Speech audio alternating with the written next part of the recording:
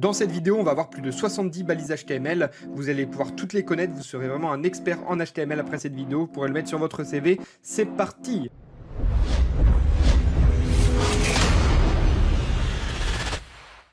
Alors, on commence avec la structure de base d'un document. Un document HTML commence toujours par le doctype HTML et ensuite on ouvre une balise HTML. Ensuite, on a les balises head qui vont tout simplement être le haut de la page HTML et on va souvent mettre les métadescriptions, c'est tout ce qui va être pour les robots ou des paramètres tout simplement pour votre site. Le title, c'est ce que vous voyez en haut dans un onglet. Le link, c'est tout simplement pour lier un fichier CSS, c'est pour appeler du style et customiser les éléments HTML. Et le script, ça va être tout simplement pour appeler des fichiers JavaScript. On ferme la balise head et dans le body, on va retrouver tout simplement tout ce qu'on a, tout le corps de la page qui va être visuellement visible par un utilisateur. Et dernier petit point, pour faire un commentaire en HTML, c'est comme ceci que ça se fait. Et on est parti pour voir les 70 balises.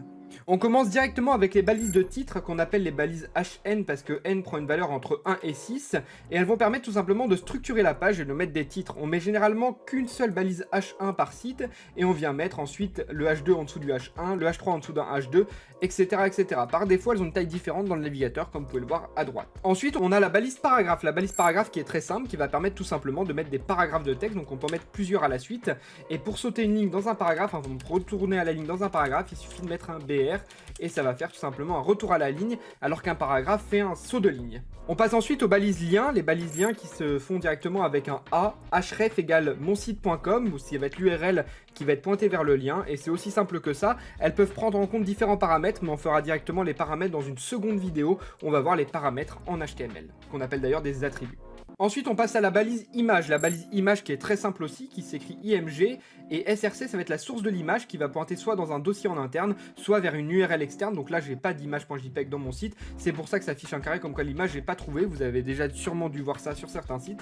Et la balise alt, ça va être un texte alternatif quand l'image ne s'affiche pas. C'est pour ça que j'ai pas mis d'image exprès. On passe ensuite en liste. Alors les listes, il y a plusieurs façons de faire des listes. Il y a les listes non ordonnées. Les listes non ordonnées, c'est des listes tout simplement qui n'ont pas de nombre pour les ordonner. 1, 2, 3, 4, 5.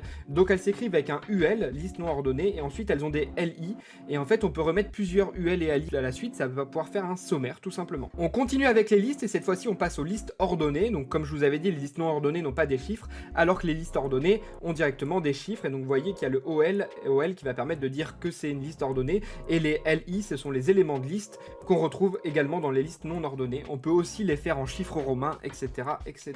Élément suivant, les tableaux. Alors les tableaux en HTML c'est assez simple, hein, il suffit d'ouvrir un balise table. Donc les balises table c'est assez simple en HTML, il suffit de les ouvrir comme ceci. Et donc vous allez voir le TR qui va être tout simplement faire une ligne par ligne et le TH pour dire que c'est une en-tête de tableau et les TD pour dire que c'est pas une en-tête, que c'est le corps d'un tableau. Il existe également les balises T-head pour entourer le header d'un tableau et T-body pour entourer tout simplement le corps d'un tableau. On voit ensuite les balises de formulaire. Alors pour ouvrir un formulaire, il suffit de faire comme ceci, d'écrire forme, et ensuite vous avez directement les labels, ça va être tout simplement ce qui va pointer vers un champ de formulaire. Donc par exemple si je clique sur nom ici, ça vient pointer vers le champ parce qu'il y a for égale nom, et qui vient pointer sur le name égale nom. Ensuite on a les inputs. Input c'est pour faire des champs, donc on a plein d'inputs différents, je vous les ai pas tous mis dans cette vidéo, mais on a l'input type égale texte, type égale radio, checkbox, type égale password, email, téléphone, il y en a tout un paquet. Et en tout cas, voilà. Ensuite, on a l'input type égale submit qui va permettre d'envoyer, mais maintenant qui s'écrit plus button type égale submit et qui va permettre tout simplement de faire un bouton d'envoi. Maintenant, on écrit plus avec un button. Une des balises les plus importantes en HTML, c'est le div. Alors le div, comme vous voyez, il n'y a rien qui se passe au niveau du rendu à droite et pourtant c'est très important. Vous allez le retrouver très souvent en programmation. Le div permet tout simplement de faire un élément qu'on va pouvoir designer. Donc par exemple, quand vous avez le conteneur d'une page, un carré blanc, généralement il est inclus dans un div. Donc voilà, c'est un truc d'assez abstrait qui va permettre d'entourer finalement et de pouvoir le designer en CSS. Il faut savoir que, j'ai oublié de vous le préciser, mais les éléments HTML ont plusieurs façons de s'afficher. Il y a ce qu'on appelle le display block, le display inline block ou le display inline block. Et en fait le display block ça va être tout simplement quand quelque chose revient à la ligne. Donc si j'en mets deux à la suite ils reviennent à la ligne, alors que si je mets deux liens d'affilée ils ne reviendront pas à la ligne. Donc c'est l'intérêt d'utiliser une balise div. Voilà. La balise span a peu d'intérêt en HTML. En fait, la balise span, elle va être là notamment pour designer aussi en CSS. Donc, on va généralement mettre un span quand on a besoin d'appliquer une règle CSS pour designer un bout de texte par exemple. Mais elle n'a pas forcément d'intérêt global au niveau de la structure HTML. Mais on s'en sert quand même beaucoup. On retrouve ensuite la balise header. La balise header va être là pour tout simplement nommer une en-tête de section. Donc en fait, par exemple, quand vous avez un site avec un menu en haut, avec une barre en haut, généralement elle est dans une balise header, ce qui va permettre de dire que c'est le haut de la page. Vous pouvez aussi avoir des balises header dans un contenant qui contient lui-même un header, donc il n'a pas besoin d'être en haut de la page. Voilà, donc c'est important de respecter et de mettre la balise header quand on est sur un header, une en-tête de section. Du coup, on retrouve aussi la balise footer. Un footer, généralement dans un site web, c'est ce que vous retrouvez en bas où vous avez le contact, etc. L'inscription à la newsletter, tout ce qui est en bas de la page, souvent d'une couleur un peu différente. On appelle ça un footer et donc ça se met dans une balise footer. On a ensuite la balise nav. La balise nav va généralement entourer un menu de navigation. Donc généralement, là, il n'y a pas de menu dedans, mais elle va entourer un menu de navigation. Donc dès que vous avez un menu avec plusieurs liens, vous l'entourez d'une balise nav. Ça permet de dire au navigateur qu'on se trouve, et d'ailleurs même au niveau de la sémantique pour les autres développeurs, qu'on se trouve dans un menu de navigation. On passe ensuite à la balise section. La balise de section, ça va permettre tout simplement de dire qu'on est sur une section dans un container global. Donc par exemple, un article de blog qui peut contenir plusieurs sections. La section 1 qui va être tout simplement l'introduction et la section 2 qui va être le corps de l'article par exemple. L'aside est une balise qui va permettre de dire qu'un contenu est un contenu annexe, un contenu peu utile à la page. Donc on met généralement ça dans une balise aside. Peu d'intérêt de parler de la balise aside, on s'en sert quand même assez peu, mais quand vous avez un élément de votre page, vous savez pas trop où le mettre, il est peu important, généralement on met une balise aside. On retrouve ensuite la balise time, comme son nom l'indique, qui va généralement contenir tout ce qui est date et qui va permettre au navigateur et à Google notamment, aussi au moteur de recherche, de savoir à peu près à quel endroit est la date. Donc on passe la date au format américain YMD et on écrit la date en français si on veut ou dans une autre langue si on le veut également. On passe ensuite à la balise ABBR qui est en fait une balise pour dire que c'est une abréviation. Donc en fait par exemple HTML et donc vous avez directement le title pour dire voilà que c'est une abréviation de Hypertext Markup Language. Voilà, et donc quand on passe la souris dessus, ça vient directement mettre le mot complet. La balise HR qui quant à elle permet de faire une séparation entre deux contenus et de faire un trait comme ceci. Donc quand vous avez besoin de faire une séparation avec un trait, on utilise la balise HR ou alors vous pourrez le faire directement en CSS. On a ensuite la balise code qui permet de mettre du code. Donc généralement c'est pour les sites qui vont mettre des articles où il y a du code HTML à écrire par exemple, on va le mettre dans une balise code. Voilà. On a ensuite la balise pré qui pour ma part je m'en sers très peu, mais effectivement c'est un texte qui est préformaté. Voilà, rien de plus à dire là-dessus, c'est un bout de texte qui est préformaté. On a la balise block quote maintenant qui permet de faire des citations. Donc généralement quand quelqu'un cite quelque chose, donc par exemple vous avez les testimonials, tout ce qui est avis client, etc. Vous voyez, oh, je suis très content du site ou du service, mais on met ça dans des balises block quote. La balise strong qui est très importante, la balise strong qui permet de dire que le texte est important et d'ailleurs elle est interprétée par les moteurs de recherche comme Google pour chercher des mots-clés dans une page. Donc très important de mettre des balises strong dans son site. On a ensuite la balise small, la balise small qui permet d'indiquer que c'est du texte à taille réduite sur cette portion. On a le texte marqué c'est tout simplement de mettre du texte en surbrillance avec la balise marque. La balise del est peu connue, on la voit très peu dans le code HTML, mais ça permet de barrer du texte et dire que le texte a été supprimé. Ça peut être utile si vous la connaissez.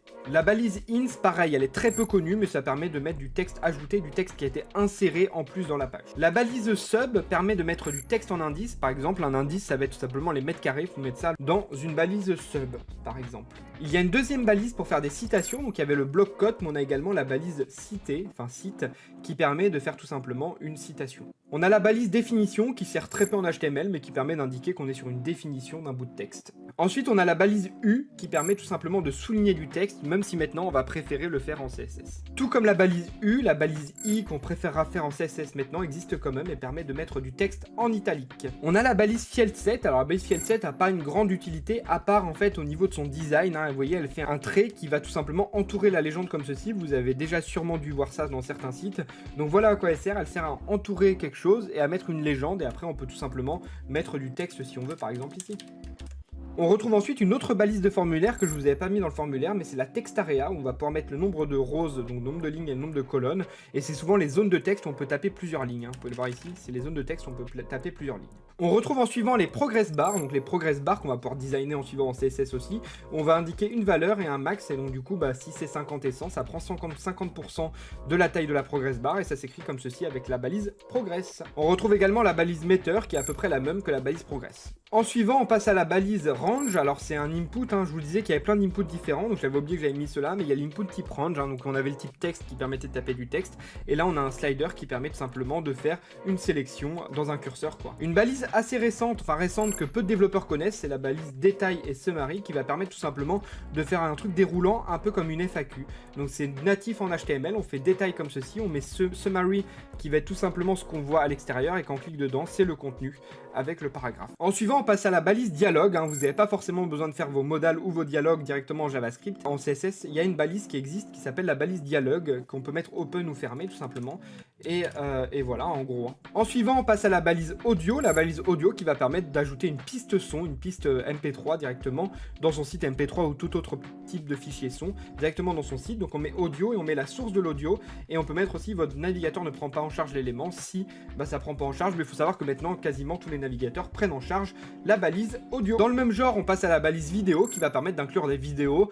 On peut pas inclure une vidéo YouTube par exemple avec ça, mais on peut inclure tout autre type de vidéo directement MP4 si on a le fichier source de la vidéo. On passe ensuite à la balise iframe qui permet d'intégrer une autre page d'un autre site ou de son site directement à l'intérieur d'un site. C'est un peu une inception. On a ensuite la balise SVG qui permet de faire des formes vectorielles, donc c'est souvent des icônes, etc.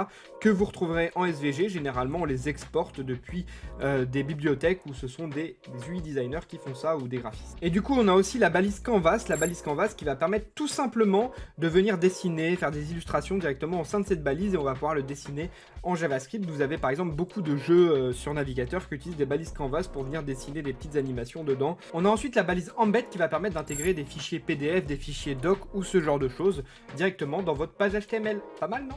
Ensuite, je vous faisais faire un exemple avec tous les champs de formulaire possibles, hein, donc ils prennent tous souvent la balise input, mais on va retrouver les champs texte, champ mot de passe, email, numéro de téléphone, date, heure, URL, case à cocher, options, donc les radios, les listes déroulantes avec un opt group qui va permettre de grouper tout simplement plusieurs valeurs en options, et on va retrouver également la zone de texte qu'on avait vu précédemment. Donc voilà un peu tous les champs de formulaire qu'on peut avoir. On peut rajouter aussi le progress et le slider que je vous ai mis un peu précédemment dans la vidéo. On a ensuite la balise article qui va préciser que c'est le contenu d'un article, donc généralement quand on a un article de blog, on met ça dans une balise article. On a ensuite plusieurs balises en une, la balise figure qui va permettre notamment d'associer une image et sa légende avec le feed caption, et on retrouve une balise picture. Alors on avait vu la balise image, mais une balise picture va permettre de mettre plusieurs sources et de venir définir l'image en fonction de la taille de l'écran. Donc on a une source en fonction, donc on vient sélectionner 3 images différentes en fonction de la taille de l'écran, et l'image par défaut, ce sera celle-ci. On a du coup la balise Q qui va permettre de faire des citations courtes. On avait déjà la balise bloc-code pour les citations longues et la balise cité pour les autres citations. On arrive sur les dernières balises et on passe directement à la balise QBD qui va permettre notamment d'indiquer un code à taper à l'utilisateur. Et enfin, pour finir, on a la balise var qui va permettre d'indiquer notamment des calculs mathématiques par exemple, donc une variable avec des calculs mathématiques. Voilà, donc on a vu pas mal de balises dans cette vidéo. J'espère que vous avez appris pas mal de choses, même pour ceux qui sont expérimentés. N'hésitez pas à vous abonner et puis on fera d'autres vidéos sur des attributs HTML. Donc il y a beaucoup d'attributs, donc je sais pas encore comment je vais gérer ça, mais en tout cas on va le faire parce qu'il y a pas mal d'attributs qui sont très méconnus par beaucoup de développeurs. C'était Keep Dev, ciao.